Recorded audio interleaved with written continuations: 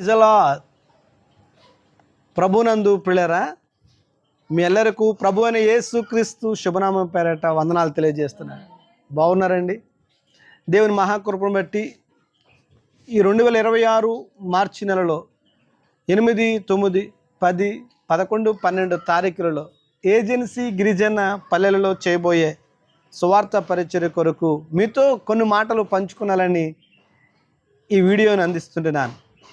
ప్రభు అయిన యేసుక్రీస్తు వారు ఆయన శరీరధారిగా ఈ లోకమందు జీవించేటువంటి దినములలో ఇలాగనే సెలవిచ్చున్నారు. పరలోక రాజ్యము సమీపించి ఉన్నది, మారు మనసు పొందుడి అని.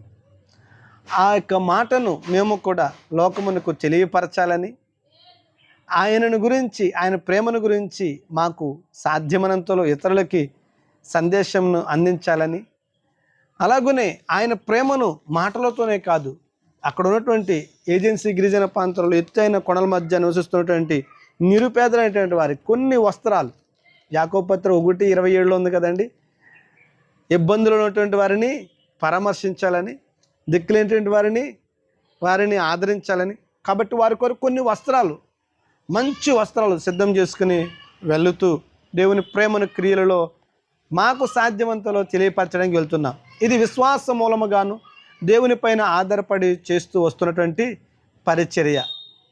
వెళ్ళబోతున్నటువంటి మేము ఆ ప్రాంతాల్లో ఎట్లాంటి సందేశమును ఇవ్వాలి, ఎలాగున వారిని దేవుని ప్రేమను కనపరిచి దేవుని తట్టుకు వారిని త్రిప్పాలి.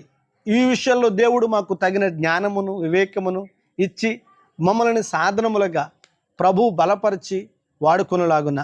రెండవదిగా, వస్తున్నటువంటి వారందరూ ఆరోగ్యముతో చక్కనిగా దేవుని రీతిని అక్కడ పరిచర్యలో కనపరచలాగున అందరి కొరకు, మరి వస్తున్నటువంటి వారు అందరి కొరకు మీ ప్రార్థనలో జ్ఞాపకం చేసుకునాలని కోరుతుంటున్నానండి.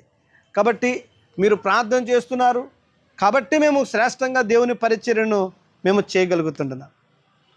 ఎక్కడ ఏ రకమైనటువంటి మరి ఇబ్బందికరమైన పరిస్థితులు కలుగుతున్నా వాటిని ఏటినే మేము లెక్క చేయకుండా, సమాజానికి వాటిని బయలుపరచకుండా, వాటిని వీపు వెనకనే ఆ భారమునంతటిని మేము త్రోసివేసి చిరునవ్వుతో దేవుని పరిచర్యను, నిందలను, అవమానాలను, ఇబ్బందికరమైన పరిస్థితులను భరించి దేవుని పరిచర్యను మేము జరిగిస్తున్నామండి.